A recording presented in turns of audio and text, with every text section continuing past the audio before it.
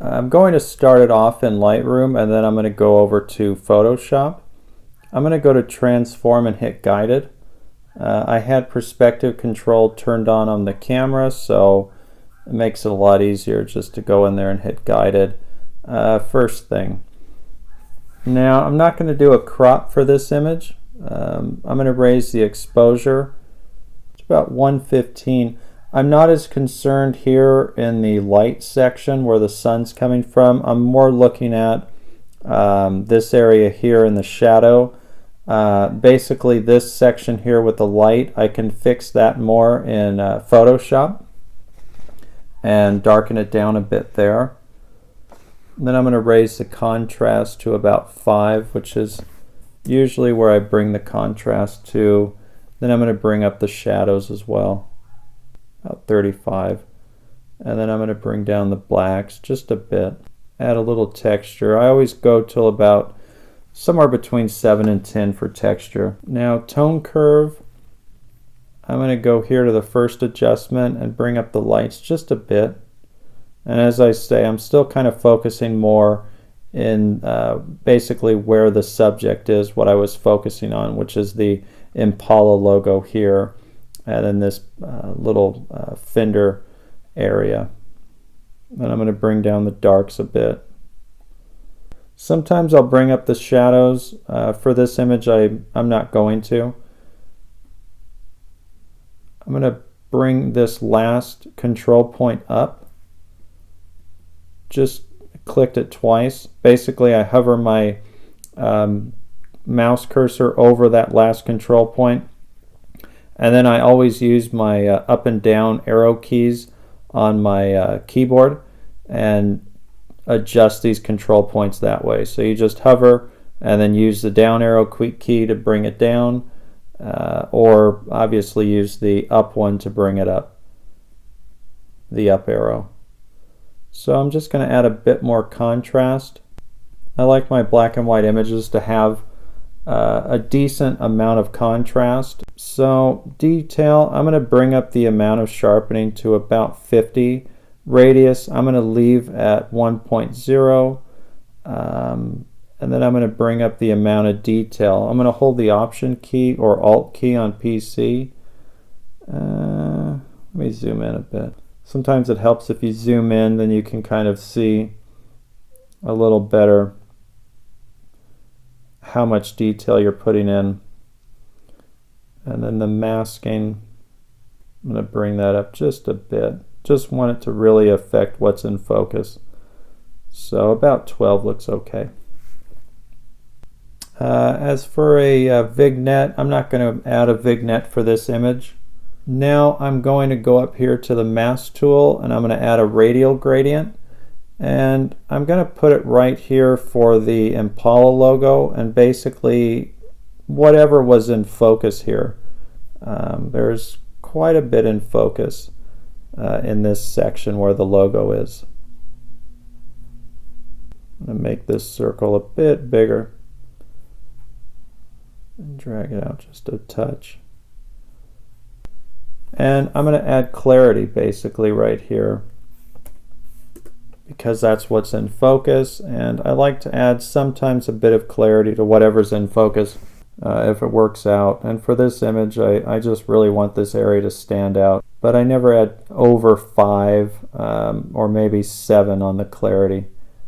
Not too much, just enough. So now I'm going to take it into Photoshop and do the rest of the edit there. So I'm going to start, as I say earlier, the front area of the car here is pretty bright when I adjusted the exposure in Lightroom.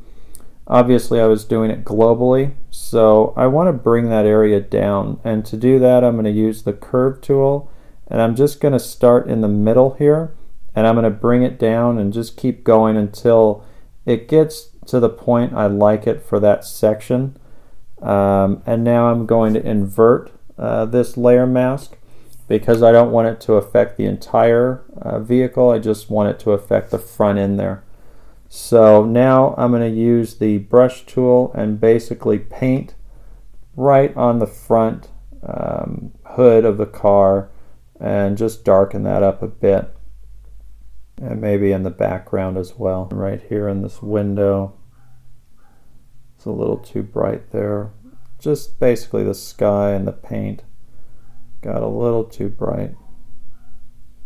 So I'm going to bring down the opacity just so it blends a little better, because sometimes you can touch a little area with the brush that maybe you didn't want to, and using the opacity can help where it just blends a little better, and then it also makes it not as strong. So if I drop it down to 80%, that looks pretty good. Then it helps sometimes to bring the image down a bit so you can see what you did. I'm going to actually just do a little bit of an erase, so I changed that color swatch to black, and I'm going to change the flow till about 20. And I can see right in this section here under the mirror, the rear view mirror or the side mirror, that I got a little too much, where it darkened that area up a little too much. So I don't want that. And there we go. Now it blends in really nice. Okay. Now I'm going to raise the opacity just a bit to about maybe 90 or 89. Let me see. Yeah, that looks a lot better. So you can see you brought down those, those highlights there, and looks a lot better that way. Blends in better with the car.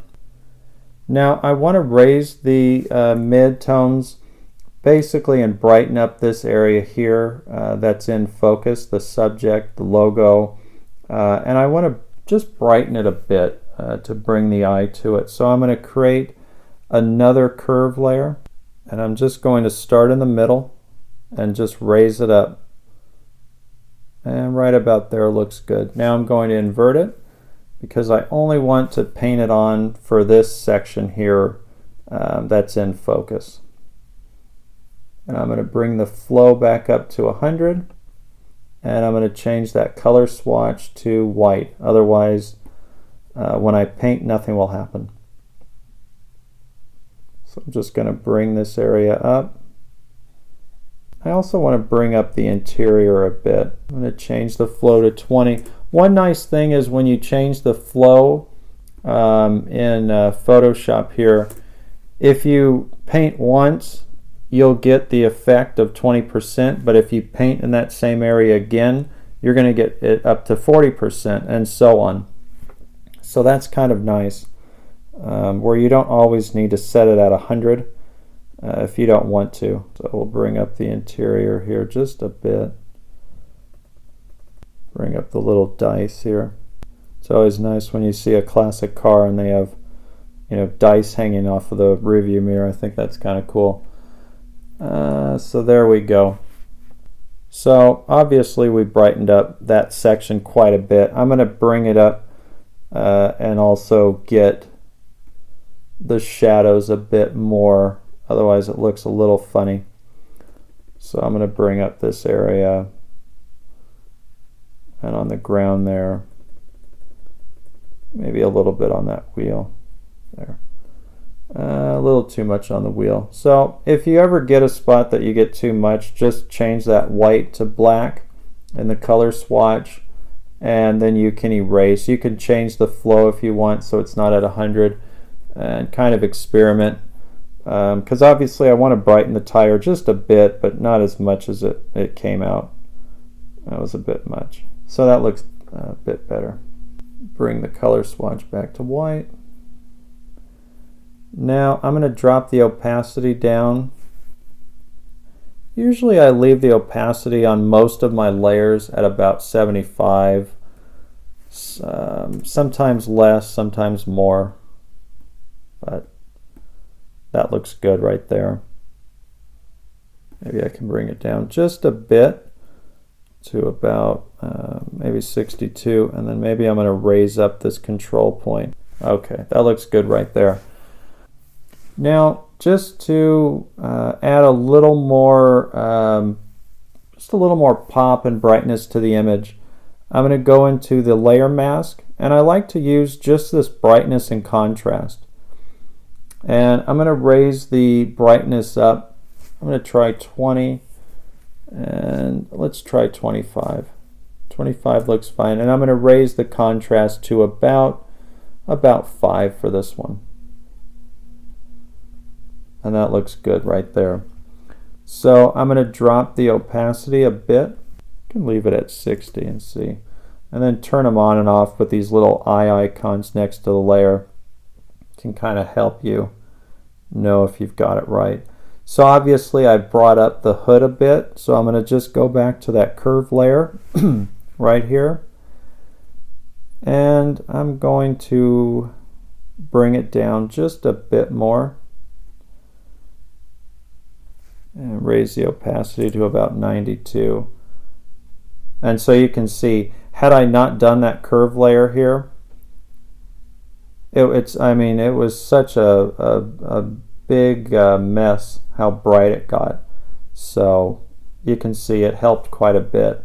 Yeah, basically there's kind of a bit of a line right in here where somehow I need to sort of even it out. It's looking a little off. You can kind of see it if I go a little smaller. It's right in this section under the mirror. And so I'm going to use the curve basically where I brought up the mids, and I'm just going to paint in there using the flow at about 20 just to kind of blend it out there and make it look a little more even. And that looks better there. Maybe bring up this just a bit too. There we go. That looks a lot better. Okay, so I would say that's it for this image.